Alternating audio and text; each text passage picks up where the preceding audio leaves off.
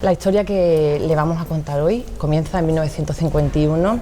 Vamos a hablar de dos familias y también de una señora. Vamos a conocer a una señora, vive en Sotogrande, pasa parte de su tiempo aquí en San Roque, en la urbanización de Sotogrande, y les decía yo que vamos a conocer a dos familias, dos ramas familiares que convergen en la protagonista de este reportaje. Se llama Cornelia, a quien ya damos la bienvenida. Muchísimas gracias por acompañarnos. Muchas gracias, Belén. Es un encanto conoceros y estar aquí en esta belleza de club que no lo conocía, y de sitio que vivo al lado. Bueno, estoy al lado y... Hay muchos secretos que guarda este municipio, Cornelia. Pues sí, como y toda acaba la de gente. descubrir uno. Sí. Cornelia, yo decía que hay dos ramas familiares, dos familias que convergen en su persona. Si le parece, vamos a empezar por la que ha suscitado quizás más interés mediático, que es su madre. Vale. Su madre, Hexe, ¿se llama? Bueno, la conocían. La conocían como Hexe. Hexe es su sobrenombre. Su nombre de verdad es Mechthild Friederike Condesa von Podewils.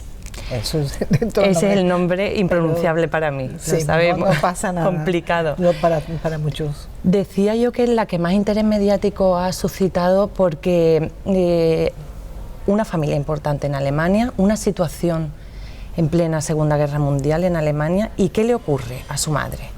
Pues su padre era diplomata alemán. Su último puesto fue en India. Estaba en Berlín de vacaciones cuando estalló la guerra. Y mi madre siempre era muy bella, decía lo que pensaba, no le importaba nada. Y en una cena había un amigo muy íntimo de la familia que era el admiral Canaris, y le dijo: oye, Hexe, su sobrenombre, mira, tú eres muy bella, ven conmigo, damos un paseíto y aquí te voy a dar 2 billetes que vas a ir a Madrid a ver a mi amigo Franco, porque hay hombres de vestidos de negro que te están persiguiendo y están muy interesados en ti. Y no queremos que te pase nada, así que mejor te vas allá y no vuelves. Y ella, que tenía un carácter bastante fuerte, sí, en esta ocasión hizo caso, ¿no? Hizo caso, cogió el billete, se fue a Madrid, se fue en 1942 y se quedó hasta 1947. Lo pasó de bomba. Madrid en plena guerra, Segunda Guerra Mundial. Sí. ¿Cuál era la vida que llevaba su madre en Madrid? En Madrid, bueno, ella ya estaba divorciada. Se casó por primera vez cuando tenía 16 años, tuvo 2 hijos, que son mis medio hermanos, pero son mucho mayor que yo. Y ella pues estaba con su hija, mi media hermana Elga, en Madrid, y pues ella estaba conociendo gente, claro que hablaba español, porque su padre había sido ministro alemán en Colombia en los años 20. Finales de los 20, y entonces había aprendido español, y su primer marido, aunque alemán, se conocieron en Colombia. Vale. Y se casaron en Colombia, y ambos hijos nacieron en Colombia, entonces son colombianos. Un medio hermano suyo, ¿no? Medio hermano, medio hermana y medio hermano. Desgraciadamente mi medio hermano falleció hace unos años, pero queda mi media hermana que vive en Italia. La vida en Madrid le hace llevar a conocer a Dionisio Ridruejo. Sí, entre mucha otra gente. Con el que se relaciona. Dionisio Ridruejo es uno de los principales apoyos en la propaganda y en los medios de comunicación de Franco, ¿no? Pues lo era hasta que cayó en desgracia, es verdad. Cayó en desgracia, pero sí, se enamoraron. Mi madre tenía una vida romántica muy, grande, digamos. Y Dionisio se enamoraron y estuvieron juntos mucho tiempo, y finalmente mi madre fue con Dionisio a Ronda cuando fue desterrado por Franco, y vivieron juntos en Ronda. ¿Cómo acaba esa relación? ¿Lo sabemos?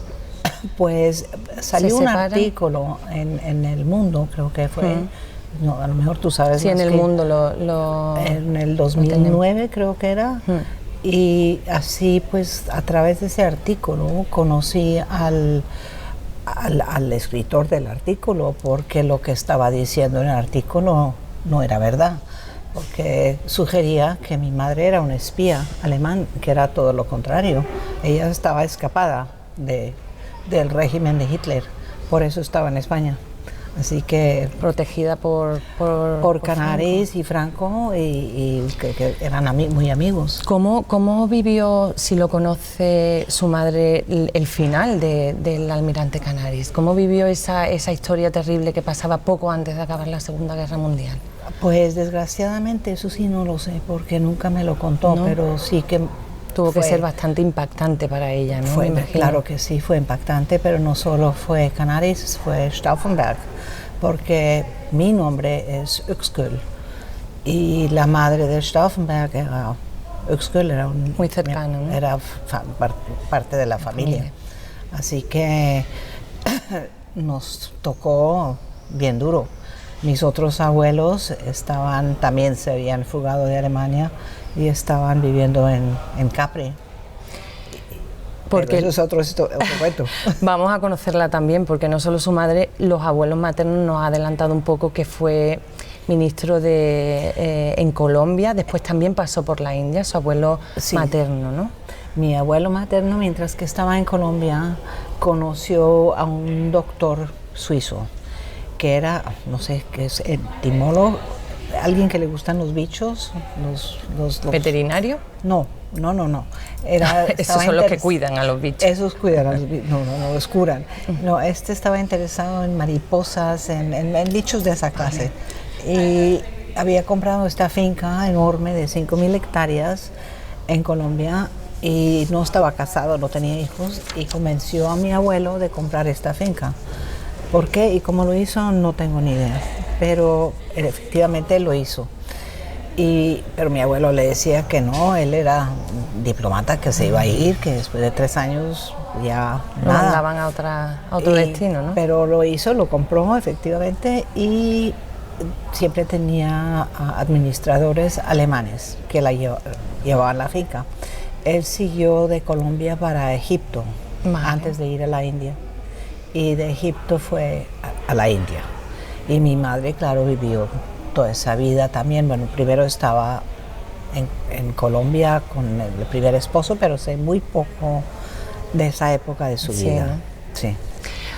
Esa hacienda que al final va a ser muy importante en su vida, Cornelia. Sí, porque la conocí muchísimo, pasé unos momentos fenomenales de niña. Lo gozábamos enormemente, venían toda la familia, amigos, hasta que finalmente entraron los guerrilleros y soldados. Bueno. Cuando yo decía que era protagoniza parte de la historia de Europa con esa Segunda Guerra Mundial y parte también de la historia de ese país iberoamericano, de Colombia. Pero vamos a tocar, antes de ir a esa etapa colombiana de Cornelia, vamos a hablar de su abuela materna, que tenía también un carácter estupendo, ¿no? Sí, mi abuela Gudrun, materna, no se llevaba muy bien con mi mamá, pero eso pasa en muchas familias, así que no hay nada. Y mi mamá siempre me decía que se casó tan joven para salir de la casa, para escaparse de su mamá. Bueno. Un motivo. Es un motivo, es posible. Pero mi abuela era muy interesante, ella sufría de tuberculosis como joven, y en esa época no había penicilina, y la única manera que creían de curarlo era de comer crema. Así se engordó un poco. Nata, ¿no? Nata. Sí, nata, vale. Eso. Y eso fue la crema que... es más colombiano. Sí. Pero sin embargo, ella como mujer de embajador se dedicó a escribir libros, escribió varios libros en Egipto y luego en India. ¿Sobre sus experiencias en estos países o sobre otra temática? Sobre un poco de todo, incluyendo leyendas, le encantaban leyendas. En Colombia había escrito un libro sobre leyendas chipchas, que yo todavía tengo una copia y me encantaría, un día que tenga tiempo, traducirlas a otro idioma, porque están en alemán. Están en alemán. Sí. Y están escritos en el alemán antiguo, que es mucho más complicado. Es más difícil de leer. Bueno, yo lo puedo hacer, pero con mucho trabajo, ¿no? Despacio. Vamos a pasar a la historia de su padre. Su padre es médico. Mi padre es médico, estudió medicina. Él estuvo durante la guerra, trabajó en la Charité en Berlín, un hospital, y siempre le estaba muy preocupado por la salud mental y física de los pacientes. Y él fue el primero que inventó una cortina que iba alrededor de una cama para darle un poco más de privacidad a los pacientes. Y hasta creo que hoy, no sé, lo llaman la cortina de Uexküll, en alemán. Pero no sé si todavía lo harán. Pero en todo caso, él siguió y luego, después de la guerra, se decidió que quería viajar, no tenía fondos, entonces decidió meterse como doctor en un barco de cruceros, que esos no eran cruceros. En esa época no eran. No eran de verdad, o muy pocos. Y ¿dónde sirvió durante la Guerra Mundial? En Alemania. En Alemania. Y al fin de la guerra, Hitler estaba desesperado, metía a todo el mundo, inclusive lo mandaron a él a la frontera con Rusia y casi perdió una pierna. Una de las zonas quizá más duras en esa época del final de la guerra. Sí. ¿Él hablaba de esa época? ¿La reconocía como muy dura o cómo? Bueno, siempre tenía un gran sentido de humor, entonces siempre hacía chistes. Contaba que solo sobrevivió porque trataba a muchos campesinos que le regalaban pollos y huevos y le permitían comer, ¿no? Y pues podía comer, que era un lujo para muchos en Alemania y Rusia también. Su padre figura como fundador de la medicina psicosomática, lo que nos acaba de contar. Efectivamente, porque el padre de él era también un científico muy grande, que era zoológico y biologista, biólogo, sí. Biólogo, que lo hacía como hobby, porque en esa época, como aristócrata, uno no trabajaba. Entonces era su hobby, pero entonces siempre tenía una fundación muy grande de medicina y de ciencias, y como estaba tan interesado en la salud del paciente, que es unida la mente y el cuerpo. Era tratar al paciente en todo, no solo en la herida, sino no solo la herida, cómo afectaba esa herida su cabeza, o tal vez porque a lo mejor porque tenía algo en la cabeza, le dio esa herida. Eso es un ida círculo, y vuelta, ¿no? Ida y vuelta. Por ejemplo, en sus últimos años me decía, yo tenía una amiga muy buena que se estaba muriendo de cáncer, y él dijo que de verdad cáncer era una enfermedad psicosomática. Entonces él fue el fundador de la medicina psicosomática, que trata, eso sí lo oía él así claramente, a la persona entera. No quiere decir que una enfermedad está en la mente, que uno se lo está imaginando. No tiene nada que ver con eso. Es tratar a la persona entera, tratar de averiguar por qué tienen ciertas enfermedades. Por ejemplo, más que todo, enfermedades crónicas que recurren. Muchas veces las razones son psicosomáticas. Entonces hay que analizar por qué. Fue todo un pionero, ¿no? En esa época, tanto su padre como su abuelo, ¿no? Perdona. Un pionero, o sea, uno de los que lanzaron esa corriente. Fueron Don Quijotes de su época, luchando contra, molinos de por todo lado. ¿Cuándo se conocen sus padres y cómo se conocen? Pues ahí está el tema. Mi madre creo que ya estaba divorciada, pero en esa época iba y venía entre Colombia porque su padre todavía, creo que estaba en Colombia, no estoy segura, pero estaba la finca, que era una gran razón. Yo creo que el padre ya no estaba en Colombia. En Colombia. Y mi padre era doctor de un barco. Y en esa época, pues los barcos, claro, hacían escala en islas, viajando. Entonces ella iba hacia Colombia, él volvía de América del Sur hacia Alemania, y pararon ambos barcos en Curazao y hubo una cena con el capitán del barco y los oficiales, y ahí se conocieron. Y fue un gran romance, pero claro, interrumpido por la guerra, que luego se recuperó después de la guerra. Bueno, Se recuperó. Se recuperó, se casaron, pero desgraciadamente eso no duró mucho tiempo. No. Pero tuvieron a una hija. Me tuvieron a mí, soy la única hija de ese matrimonio. Pero yo me acuerdo bien de niña chiquita que ya mi abuela, su madre, de la madre de mi padre, vivía con nosotros en Alemania, en Múnich, y había grandes escenas en la familia. Sí, ¿no? Sí. No había mucho acuerdo, ¿no? No había mucho acuerdo. Yo me enteré mucho más tarde, mirándolo bien, que eran personas muy diferentes, que nunca se hubieran llevado bien, desgraciadamente. Y eso provoca la separación de sus padres, que Cornelia se vaya a vivir a Colombia. Eso lo provocó, exactamente. ¿Con qué edad llega Cornelia a Colombia? Tenía 6 años. Se divorciaron, me acuerdo bien que pasamos esa Navidad en Vecchio, que era la casa de campo de mi media hermana, que se había casado con un italiano que se llamaba Pierluigi Greppi, que todavía vive, sigue siendo amigo, sí. Es un encanto. Y esta casa queda encima del lago de Como, en un sitio que se llama Vecchio. Un sitio precioso. Precioso. Que yo no lo conozco, es por fotos, pero que tiene una vista estupenda y todo. Entonces pasamos una Navidad ahí, pero todos, mi padre, mi madre, mi hermana, sus hijos, porque mi hermana en ese entonces ya tenía 3 hijos. Claro, es que... sí, porque... muy adelantado, mucho más mayor que... Porque ella me lleva 20 años y yo tenía 1 año cuando ella se casó, entonces o menos 9 meses. Y el hijo mayor de ella tenía 1 año y medio menos que yo, Francesco. Casi como hermanos. Que es casi como hermanos. Más que como tía y sobrino. Sí, pero él desgraciadamente falleció hace unos años también. Pero sigue su hermana, Manuela, que vive en Milán y bueno, corre mucha por todo el relación, mundo. ¿no? Sí, así que... mucho contacto.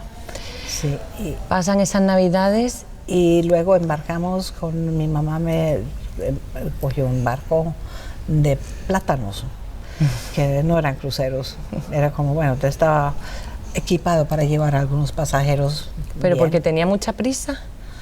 Pues ¿O porque no había otro? Es que quería salir de Alemania, era después de la guerra. Se complicaba mucho, ¿no? No había, era muy incómodo. Tenía la finca, tenía toda su familia, su hermana, allí, ¿no? Todos sus hijos ya estaban, los hijos de la hermana de ella estaban en Colombia, tenía muchas amistades y su hija con la que estaba, pues era colombiana. Y ella había sacado un pasaporte colombiano durante la guerra también, así salvó la finca, porque le estaban expropiando todas propiedades de todos los alemanes. En Colombia. En Colombia, bueno, por todas partes. Por todos lados, vale. Sí. Por eso se salvó, ¿no? Por conseguir la finca, sí. Ese pasaporte. Sí. ¿Con qué edad entonces llega Cornelia a la finca en Colombia? A la finca no llegué inmediatamente. Llegamos primero a Cartagena y de ahí no me acuerdo bien cómo llegamos a Bogotá, pero llegamos a Bogotá. Y inicialmente vivíamos con unos amigos muy buenos de mi mamá, que se llamaba el coronel Boy, que ¿alemanes? Él era alemán, la mujer creo que era colombiana. Él era el director de la línea aérea Avianca, que existe todavía hoy. Sí, pero murió hace muchos años. Y vivíamos ahí y finalmente luego nos mudamos a una pensión que no era súper agradable, no era el Hilton, pero bueno. Y ahí vivimos varios meses hasta que mi mamá encontró una casa donde mudarnos y así pues empezamos a vivir ahí y fuimos a visitar la finca, yo ya la conocía porque de niña chiquita, como yo fui a Colombia varias veces, de chiquitica, la conocía, pero no hablaba español, ni pite. ¿Cómo fue la vida en Colombia? Porque el colegio... primero fue un colegio alemán, pero después... No, primero empecé... Al revés. Bueno, no, mi mamá decidía cosas muy rápido, repentinamente. Decidió que era la mejor edad para aprender idiomas. Que de todas formas yo aprendería español, entonces inglés sería una buena opción. Tenía que aprender a escribir y a leer era otro tema, pero no lo pensó. Entonces me metió a un kindergarten que era de amigos de ella, americano. Y llegué al kindergarten, pero le convenía a ella muchísimo, porque me podía quedar todo el día, me daban almuerzo, y así ella podía salir a almorzar, tenía tiempo al para peluquero, ella, ¿no? a hacer todas esas cosas que ella hacía. Y bueno, ahí el primer día me acuerdo muy bien, fue horrible. Me atacó una niña con una regla en la mano, me pegó así en la mano. Y me puse a llorar. ¿Qué edad loca. tenía Cornelia? 6. 6. Es que 6 años. 6 años, muy difícil. Duro. Y entró la profesora, pero no le podía explicar qué había pasado, porque nadie hablaba alemán. Entonces ahí aprendí que la única manera era nadar o hundirse, y era aprender español. Y ahí pues me puse en esas. ¿Aprender español? Sí, rápido, lo más rápido posible. ¿Cambió de colegio enseguida? Y luego me mandaron bueno, eso fue un kindergarten. Luego empecé el colegio normal. Fui primero a un colegio de monjas, un Marymount. Pero que francamente no estuve nada contenta ahí. Era un colegio muy elegante en Bogotá. Iban todas las niñas de casa bien, tenían un uniforme con guantes blancos y sombrerito, y bueno, las monjas muy queridas, pero de verdad no me amañé. Y mis amigos más y más eran más que todo colombianos. Pero todos iban al colegio alemán. Entonces yo quería ir al colegio alemán. Entonces luché por eso y finalmente me cambiaron al colegio alemán, que se llama El Andino, y se llama eso hoy todavía. Sí. Pero ya está ubicado, creo que en otro lugar, según lo que oigo yo. ¿Cómo era Colombia en esa época? Un país maravilloso, como lo sigue siendo. Hablan un español, hasta en Madrid me dicen es el castellano más claro que se habla en todo el mundo. Y la gente muy simpática, muy acogedora, te invitan a toda... Muy abierto, ¿no? Muy abierta a su casa. Bueno, mi casa es tu casa, es como el moto que llevan todos. Entonces, un encanto, que lo pasé feliz. Muchos amigos tenían fincas, no solo yo. Íbamos a otras fincas, montábamos mucho a caballo. Una vida muy natural, ¿no? Muy natural y muy envidiable. Es que yo... ¿Recuerda esa época como muy envidiable? Sí, me gustaría que muchos niños tuvieran la oportunidad de pasar su juventud y su infancia así, ¿no? Así, aunque bueno, vivíamos en una ciudad. Durante la semana iba al colegio como todo el mundo. Sí. Teníamos que luchar y trabajar y teníamos problemas en los colegios. Lo único también que me acuerdo una vez en Colombia que me impresionó muchísimo fue un terremoto. Estábamos en el colegio, estábamos en la sala de química y empezaron a sonar unas campanas, claro que eran todos los vidrios de las... El ruido era ese. Era ese, pero lo que se estaba moviendo era la tierra. Empieza también como un ruido, y de repente el profesor dijo, no, va abajo las escaleras, porque estamos en el tercer piso, y afuera, y no pasen por ningún pasillo. Bueno, todo el mundo un poco de pánico. Salí, bajé la escalera, pero luego, como estúpida, me fui por un pasillo y se movían las paredes así. Me estaba cogiendo así. Venía el director del otro lado saliendo de su oficina. Me dijo, no, por acá. Me cogió y me sacó. Y llegamos ¿Tuvo muchas consecuencias ese terremoto? Pues no demasiado, porque en Colombia estaban preparados, eso pasaba. Así que sí, había algunas. Era un 6.5 o 7 en la escala de Richter. Así que fue fuerte. Y cuando llegué afuera, estaban todos los que trabajaban en el colegio rezando de rodillas, porque era... Lo único que se podía hacer en ese tipo de circunstancias, ¿no? No hay nada más, no. Y mi mamá luego me enseñó que lo más seguro en un terremoto es pararse debajo del cuadro de una puerta, porque si se va a caer la pared, se cae por este lado o se cae por el otro. Pero el marco sostiene Sí, teóricamente. Vale, Bueno, sí. es como una mesa, pero depende de, de la intensidad y de en cómo. qué piso esté uno. Así que No, pero ya no es no es necesariamente el seguro 100%, ¿no? El 100% no hay nada. A mí me gustaría que Cornelia nos contase cómo acaba esa etapa en Colombia, porque es parte de la historia también de ese país, exactamente. Pues la finca, como te conté, un encanto, una juventud estupenda, hasta que un buen día estábamos en Suiza y en la página principal del periódico en Suiza decía, pues, ataque en Colombia, mataron a toda la gente en 3 buses, y resultó que esto fue a 10 minutos de nuestra finca y fue la guerrilla. En ese tiempo la FARC no existía como lo es ahora. Como una fuerza. Habían los guerrilleros por un lugar y los narcotraficantes por otros. Así, entonces no estaban juntos. Luego se juntaron, creo, que así es el tema. Pero eran narcotraficantes, guerrillas. No eran narcotraficantes, perdón, eran guerrillas. Y este líder se llamaba Sangre Negra, en un encanto, y mató a toda la gente que eran niños, ancianos, mujeres, todos, y tenía una manera muy especial de matarlos también, que luego tomó fotos y las mostró en la plaza principal del pueblo, que se llamaba Victoria Caldas. Yo vi algunas, lo recuerdo hoy, horrible. Me imagino. Sí. Una impresión. No lo quiero ni describir. Y finalmente pues volvimos y llegó el ejército. Y el ejército estaba viendo dónde podrían vivir, querían ubicar 50 soldados ahí.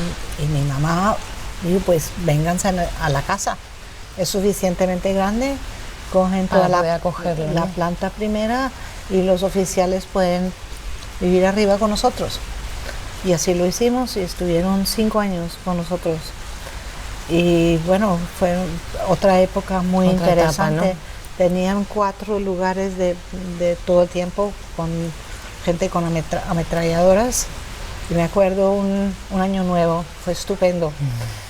Llegaron helicópteros y nos echaron papelitos diciendo, cuidado que Sangre Negra va a atacar esta noche.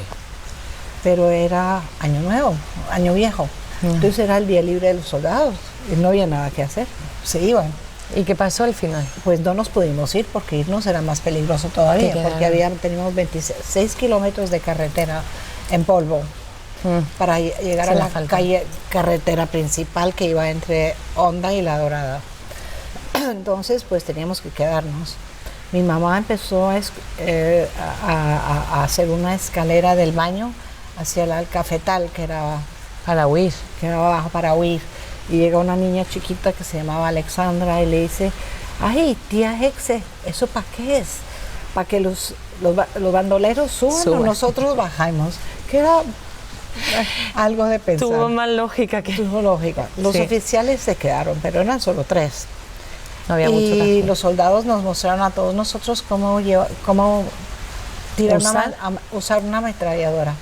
Entonces mis primos y yo, cada uno sentados en uno de los 4 esquinas con la ametralladora y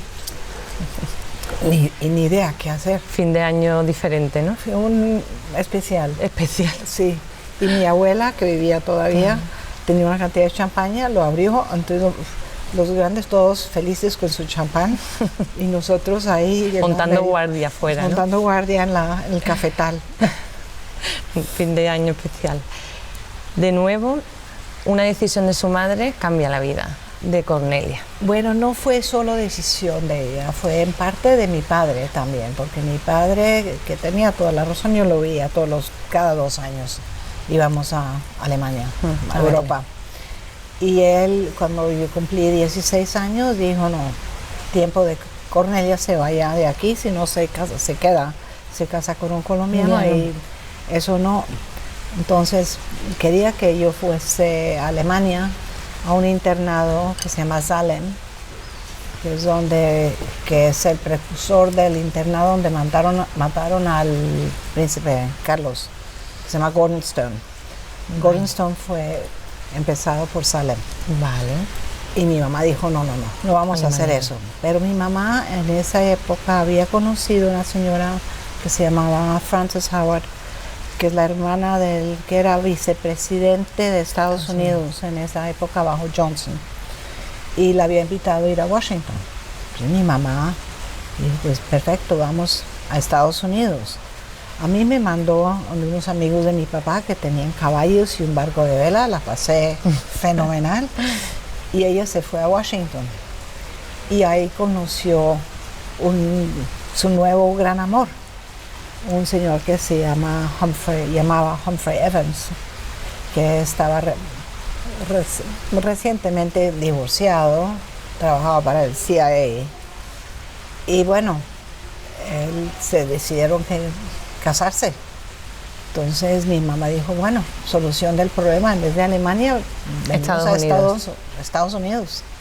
Y mi papá lo aceptó, pues entonces se fue y pues volvimos a Colombia y la boda fue otra historia típica de mi madre, porque un buen día vuelvo de colegio y me dice, pues nos vamos a Panamá.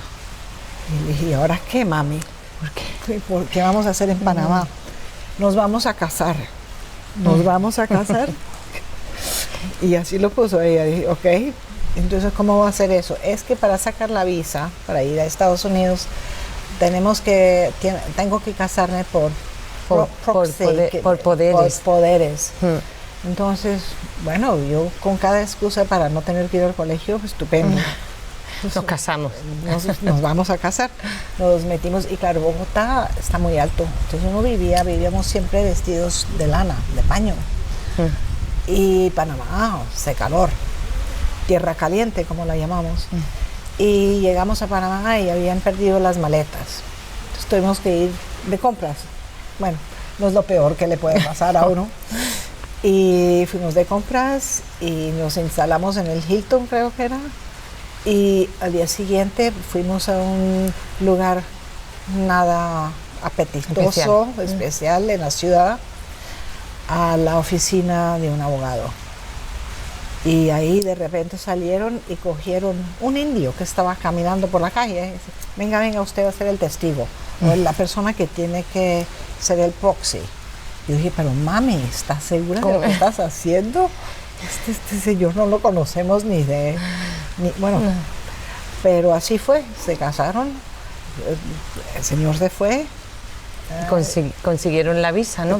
Y conseguimos la visa, y bueno, ella peor todavía, no peor, pero después de la boda volvimos al hotel y llama a la embajada alemana. Dice, por favor, póngame con el embajador alemán, que no lo conocíamos para nada. De nada. La secretaria, claro, dijo, no, yo no puedo. Yo, mire, yo soy la condesa von Podewils, así que usted me lo llama, pero ya. Lo llamó, le dijo al embajador, me acabo de casar y yo quiero que usted me saque a mí y a mi hija a cenar esta noche. El embajador, el pobrecito, no le quedó más remedio, se fue y compró una docena de rosas rojas y ahí estaba. Cenaron. Y nos llevó a cenar. Qué carácter, ¿eh? Increíble. Era una persona inolvidable, de verdad. No era fácil siempre. Pero aburrida desde luego nunca, ¿no? Nunca, ni un momento. Es que no había tiempo. Para aburrirse. En Estados Unidos, Cornelia vive otra de las épocas muy interesantes. Era la época hippie. Pues era de 1967. Y sí, era agosto. Estaban pasando muchas cosas, ¿no? En esa época. Que yo no entendía, no hablaba inglés tampoco. Pues esencial. Decía así, el perro corre, pero tampoco hablaba inglés. Y entonces, bueno, llegamos a Washington. Agosto es insoportable porque es muy húmedo. Aire acondicionado lo hay, pero uno sale del aire acondicionado y es que es como entrar en una sauna. ¿No? Imposible. Y nuestros muebles estaban en camino de Colombia y llevé mi perrito, tenía aquí lo llaman Deckel. No sé por qué, porque en alemán es Dackel, con D. Lo hemos adaptado a nuestra manera. Y el Dackel es para Dachshund, que son cazadores de dachses, que son animales subterráneos. Entonces, Deckel en alemán quiere decir tapa de olla. Así que la adaptación no ha sido perfecta. Lo discuto con mi veterinaria muy frecuentemente. Sí. Pero bueno, entonces llegó Trixie, se llamaba mi perrita, y llegamos a Washington. Entonces lo primero era también meterme a un colegio.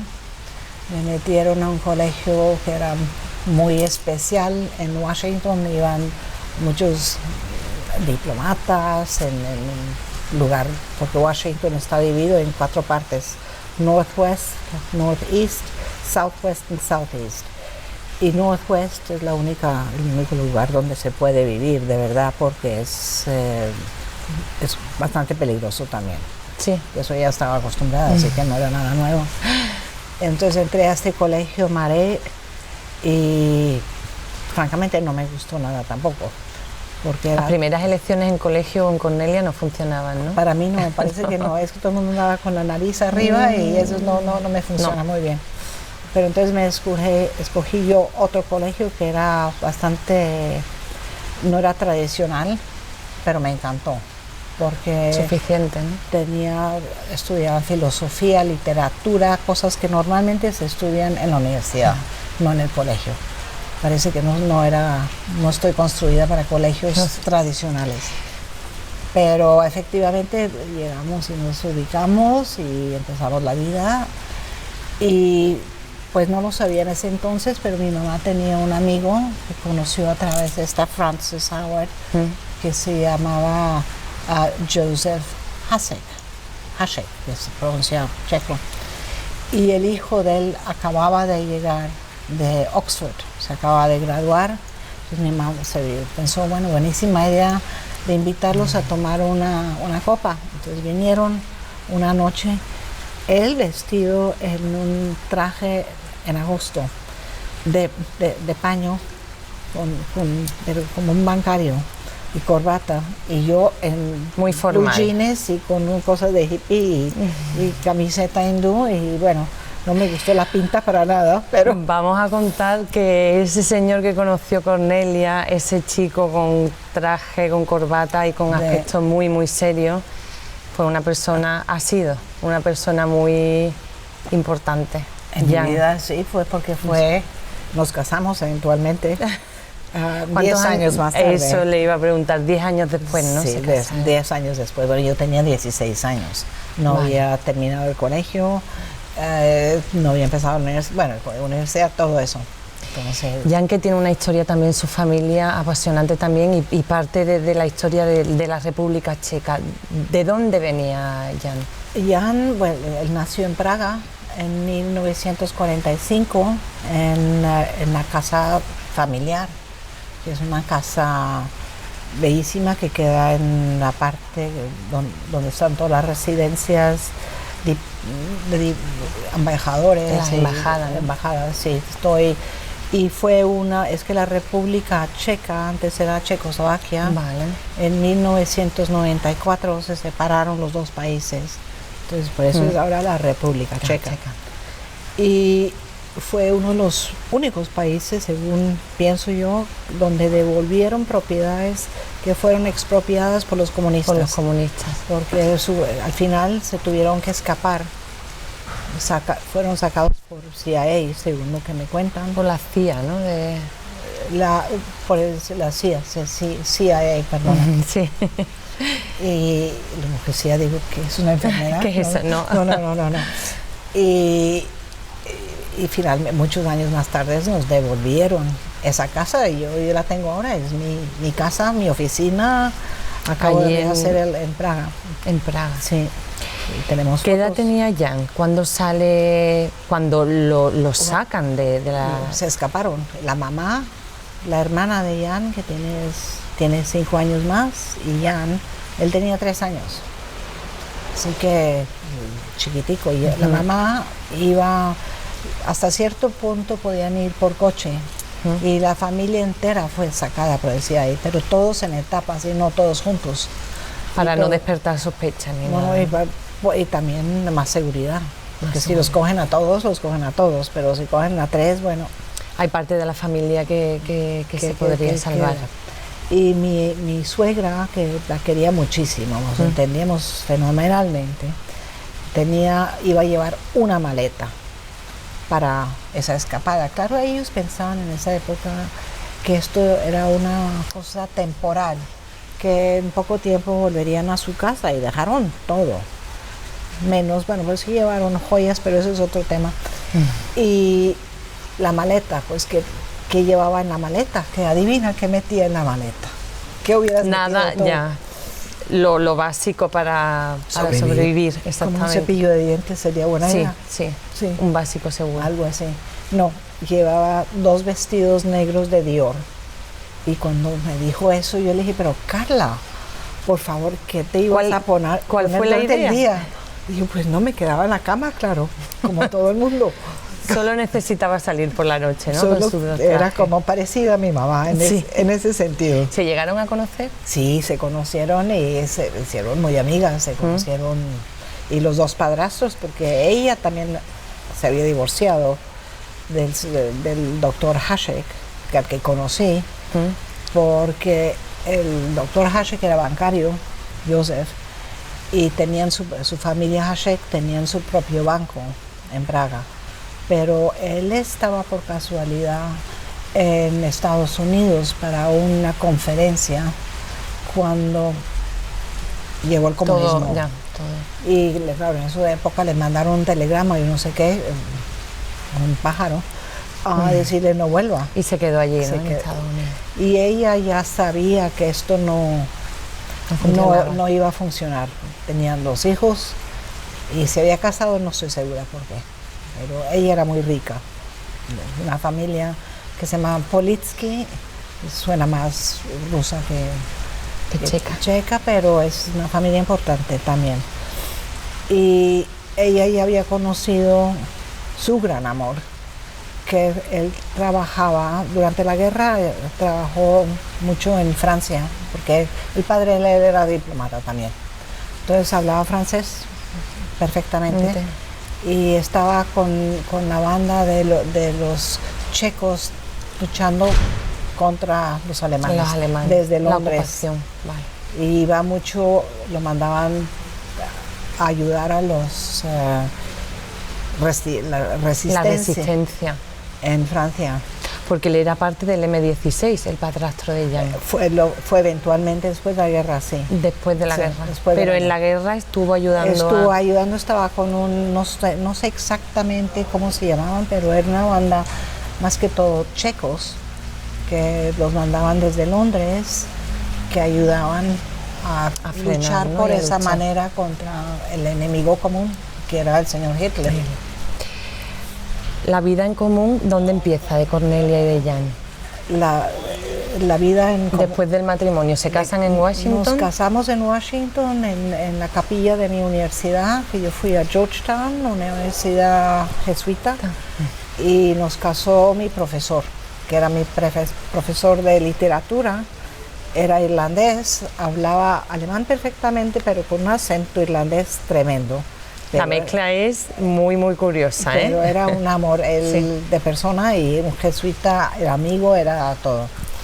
Y nos casamos en esa iglesia que solo se permite usar si uno es o alumno de la universidad, o está trabajando ahí o algo, tiene que tener alguna relación. ¿No? Y nos casamos y fuimos a Londres, porque mi marido Jan estaba trabajando todavía en Londres, pero era la época bajo Labour y los impuestos estaban al 90% del salario.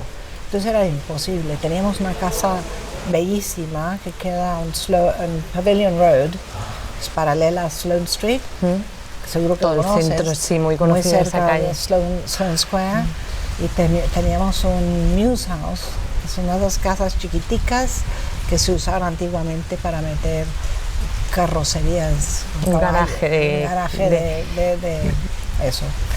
Y pues ahí felices, y nos ayudaba muchísimo la mamá de Jan, vivían sus padres, Milan y Carla, vivían en Londres,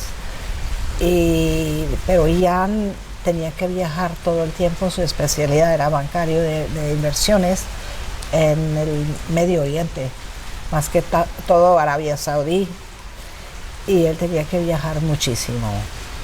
Y finalmente Y Llega un finalmente, pues fuimos, después de Londres, fuimos a Washington primero. De vuelta. De vuelta. Pero el mejor amigo de Jan era el hijo del embajador saudí. Y el hijo se llama Faisal Al-Sawal. Y bueno, Jan cambió de trabajo también, de banco, de todo. Trabajó para Faisal y su hermano en la época en Washington.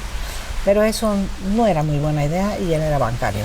Así que se fue a otro trabajo, a otro banco, pero para que lo mandaran a Riad, Arabia Saudí. Nuestro hijo, primer hijo, ya había nacido, él nació en 1978, Francis. Y bueno, empacamos todo y nos fuimos a Riad, Arabia Saudí. Arabia Saudí. ¿Y qué país se encuentran allí? Pues todo por hacer. Todo por hacer, ¿no? Bueno, lo estaban haciendo porque Jan ya había trabajado ahí. Él había empezado antes de casarnos, cuando trabajaba para David Rockefeller, para Chase Manhattan Bank. Lo mandó a fundar ahí lo tengo. La sucursal, ¿no? Allí en la oficina. La sucursal de la Chase para préstamos a compañías americanas y europeas, hacer toda la infraestructura. Carreteras, puertos, todo. Cuando llegó Jan, ahí lo describe muy bien, que la primera vez que llegó a Riad había un calor infernal en el aeropuerto, que yo lo conozco el viejo, no es el nuevo. Sí. No había aire acondicionado, todo se demoró horas y horas y horas. Dijo, no, eso es lo primero que va a arreglar, meter aire acondicionado en el aeropuerto. Que la llegada no sea tan traumática, ¿no? Absolutamente. Al país. Sí, entonces, bueno, ahora estaba trabajando para otro banco que se llamaba Al Saudi Bank, que estaba la sucursal principal estaba en París. Y pues él, con todos sus contactos que ya los tenía, la vida fue fácil, pero fue una época en que Riad acababan de mudar todas las embajadas y todas las empresas principales de Jeddah a Riad. Aunque Riad siempre fue la capital, a principios de los 80 decidieron de mudar, porque todos vivían siempre en Jeddah, que es mucho más abierto, a la capital, que ya era hora. Debería haber sido así desde el principio. Desde siempre, ¿no? Pero porque queda en la mitad del país, en la mitad del desierto, y es mucho más cerrado en su mentalidad y todo. Y hay que acordarse que Arabia Saudí es un país de tribus. Y las tribus son diferentes en diferentes partes del país. ¿Y no encajan bien? Sí, encajan muy bien, porque así formaron el país. El país. Pero mucho con la ayuda de la religión, que es una parte del Islam que se llama Wahhabi, que es muy, muy estricta. La más estricta que hay, creo. Como europea colombiana, ¿cómo fue su paso por Saudi Arabia? Interesante. Sí. Me encantó. Adoré mis tiempos ahí, porque como éramos los pioneros, digamos, todos los también embajadores y todos nuestros nuevos amigos, jefes de bancos, de todas esas cosas, pues formamos unas amistades que nos vemos todavía ahora. Porque eso une mucho, ser los primeros, y empezar de cero es como familia, une muchísimo. Completamente, y todos éramos más o menos de la misma edad, todos tuvimos hijos en esa época, así que los niños se conocieron, son amigos todavía, y encaja más que un colegio, que un internado. Entonces, en la vida de la familia, ¿no? Es así. A mí, Cornelia, me gustaría que nos contase cómo fue su llegada a Sotogrande y por qué. Bueno, Sotogrande, mi marido, bueno, primero nos fuimos de Arabia Saudí. Sí.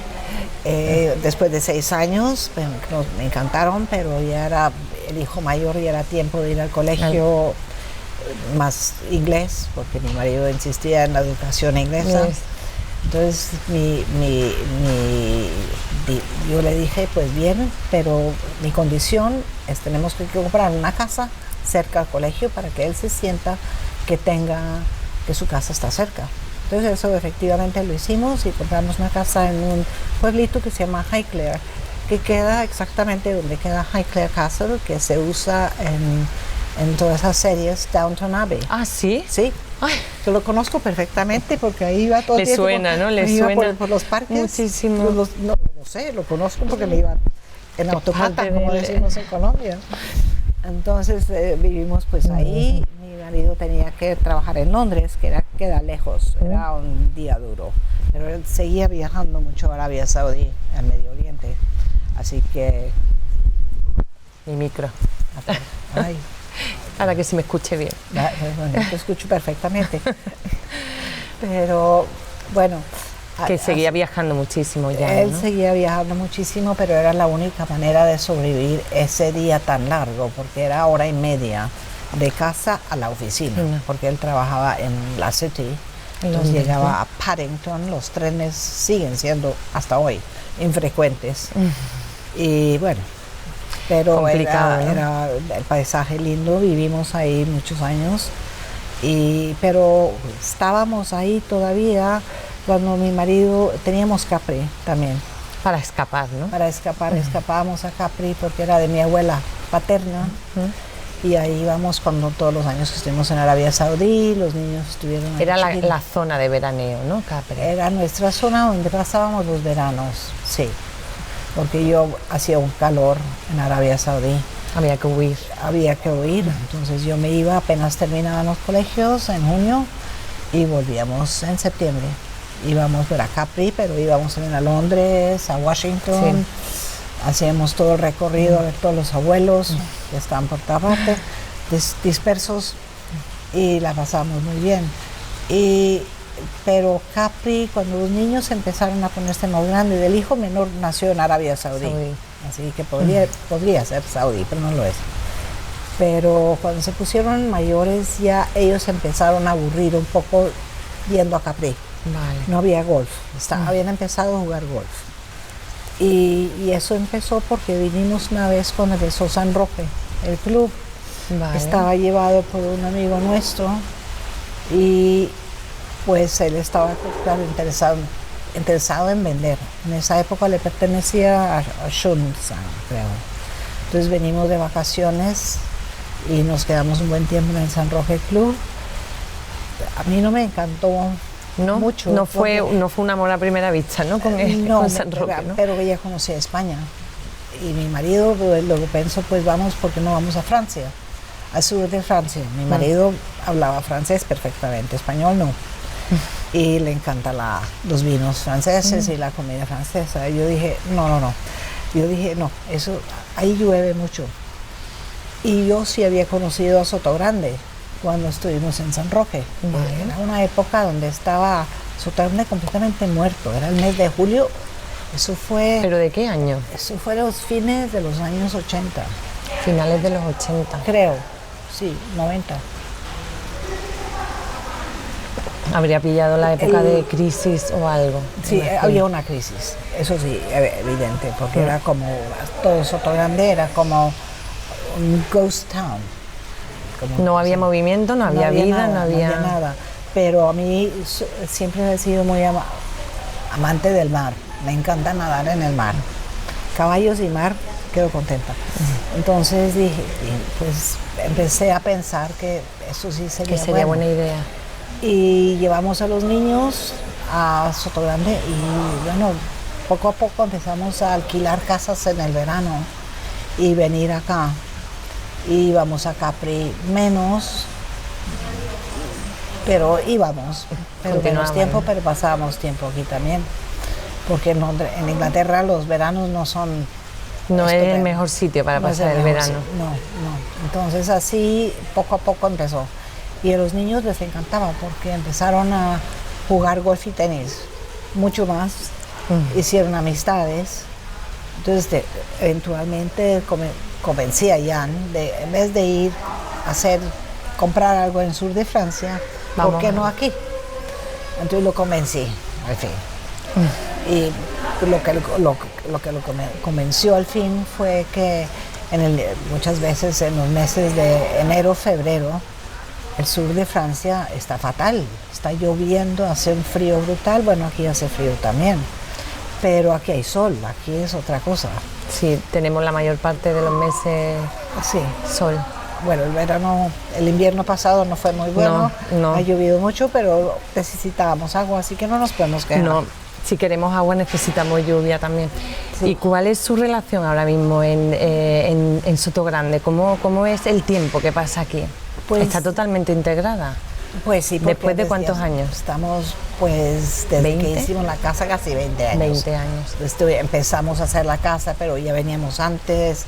Siempre alquilábamos una casa que nos gustaba mucho en la parte baja de Sotogrande, en Pedro el Grande. Y los niños, pues, la idea siempre era también que los amigos de nuestros hijos vinieran a pasar vacaciones con nosotros, que nuestros hijos no fueran a casa de los amigos, porque entonces no nos tenemos controlados. Así tenemos cierto control. Claro que la que no dormía durante toda esa época era yo, porque los niños... Para estar pendientes empezaron en Sotogrande, bueno, felices, iban al chambao, no aparecían toda la noche. Esos veranos son muy conocidos en esta... No, sí, así que yo era la que lo pegaba un ojo y dormía perfectamente y todo el mundo dormía. Las madres con Nelly. Las madres. El papel de madre. El papel de madre, así que no se mejora y sigue. Y su madre pasaba mucho tiempo y terminó viviendo aquí, ¿no? Pues mi madre, desgraciadamente, mi padrastro Humphrey, que tenía un hijo también, que fue mi medio hermano, él falleció desgraciadamente y Humphrey falleció también. Fallecieron ambos. En muy corto espacio de tiempo. 3 días en un invierno. ¿Padre e hijo? Padre e hijo.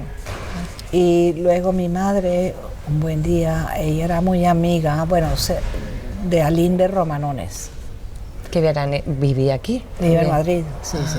Se conocieron pues en Madrid, no se querían entonces, eso es otro cuento. No se llevaban bien. Para nada. Alín trató de matarla con un cuchillo en una cena, casi una noche. ¿Sí? Sí, pero luego terminaron muy amigas. Y él le presentó a mi mamá a un señor que era soltero también. Y ella se casó con él, desgraciadamente, porque no fue muy... Esto no. Bueno. No. Ni a mi marido, ni a mí, ni a ninguno nos gustaba. Pero lo aguantábamos y un buen día le pregunté a mi mamá, pero mami, ¿por qué te casaste con él? Porque ya lo teníamos todo planificado, que iba a volver a Europa, a Alemania, a Bavaria, a quedarse ahí. Y dijo, no, es que no puedo estar sola. Entonces a lo mejor eso es el secreto, porque como católica se casó 4 veces. Su vida, sí. Pero finalmente él murió. Y cuando él murió, yo le dije, mami, yo no puedo estar en un avión yendo y viniendo a Washington. Así que, ¿por qué no te compramos algo cerca de nosotros en Sotogrande y te vienes a vivir a España, que tú ya viviste en España, hablas español? Y así fue el tema y así lo hicimos.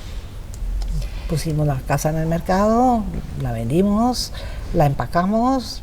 Eso no fue fácil, pero lo hicimos. Y vino a Sotogrande y viviendo en Valgrande. Sí. Y falleció hace pocos años, ¿no? No, falleció en 2010. 2010. Sí. Hace 8 años. Pero tenía primero señoras que eran como acompañantes, pero desgraciadamente como ella seguía siendo muy vanidosa, estaba de carrera una noche, quitarse el collar parada, y ya tenía un poco como de mareo, de una condición, se llama ataxia, y le había dicho, pues no haga eso, siéntese o cualquier cosa. Y ahí estaba de carrera haciéndolo así y se cayó encima de una cosa que tenía para ayudarle a caminar, se rompió el fémur y la cadera. La tuvieron que operar, lo hicieron perfectamente. Pero en la misma época estábamos ayudándole a mi asistenta a traer su único hijo de Colombia.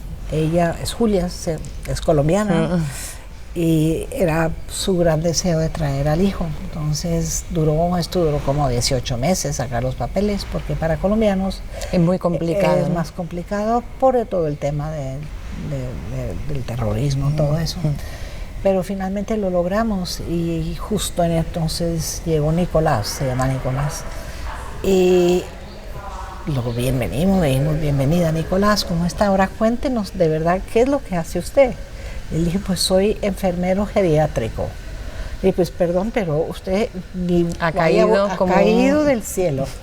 Y se quedó él cuidando a mi mamá durante por 6 años, hasta que falleció. Perfecto. Sí. Una última pregunta para acabar. ¿Cornelia se siente colombiana, alemana? ¿De dónde? No, un poco de todo, porque hay partes de todo. Y ha sido una vida muy privilegiada de conocer tantos países. Tengo pasaporte alemán, pero no podría vivir en Alemania, de verdad que no. Pero bueno, me paso algún tiempo ahí, paso tiempo en Praga, porque soy residente allá y tengo muchas cosas que hacer ahí, porque hemos tenido muchas... ¿Ha recuperado? Porque la familia ella recuperó todas las propiedades que fueron... Sí, y era todo un trabajo de rehacer apartamento por apartamento, rehacer todas las propiedades porque estaban muy decaídas. Pero ya vendimos la última, ahora me dedico a la casa que tengo, que ahí también hay algunos fallos, pero hice el jardín. Y sigo llevando mi oficina, la señora que siempre trabajó para Jan, que es un amor, Yelena, y ahí pues seguimos. ¿Dónde se siente en casa?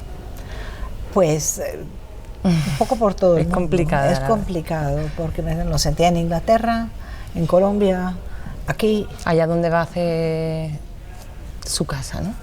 Pues la casa la tengo aquí, pero voy a siempre... Hace su casa, no se siente en casa. Me siento en casa, bueno, aquí tengo mis perros, que me siento muy en casa con mis perros, que los quiero muchísimo.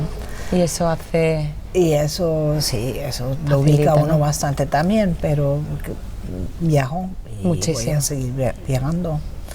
Y ahora pues voy a seguir aquí y estoy vendiendo la casa, que era demasiado grande, que la construimos. Y se va a cambiar, ¿no? Pero me cambio a algo más pequeño, simplemente. 4 nietos. 4 nietos, sí. 2 varones y 2 niñas. Ah, estupendo. 2 viven en Doha, en Qatar, y los otros 2 en Londres. ¿Y los visita? Muchísimo. Bueno, más que todos los de Londres, me queda mucho más cerca. Claro. Qatar, bueno, son recuerdos de Arabia Saudí. De esa zona, ¿no? Sí, sobre todo que están en plena construcción, porque tienen la próxima Copa Mundial allá, después de la de ahora. Que también se te repite un poco, ¿no? Con el tema de Arabia Saudí, están en plena vorágine constructora. Sí, es que estuve ahí hace como un año y de verdad es, bueno, todo polvo. Pero para poner subterráneos, trenes, bueno, es... Todo lo que haga falta para... Y dinero lo tiene. Cornelia, yo le agradezco muchísimo que nos haya acompañado, que haya rememorado todos los recuerdos de su familia y todas las anécdotas que tiene, que como yo decía al principio, es parte de la historia no solo de Europa, sino de Iberoamérica, esa época que pasó en Washington y esa época que pasó y cómo nos conoce a nosotros, a San Roque, a Sotogrande. Agradezco muchísimo que nos haya contado todo. Pues muchísimas gracias por recibirme y haberme dado la oportunidad de tratar de explicarle a la gente cómo era esa época y cómo son otros países. Ojalá haya servido, seguro. Haya servido a alguien para dar algo a conocer. Muchísimas gracias, Cornelia. Gracias. Hasta pronto. Abrazo.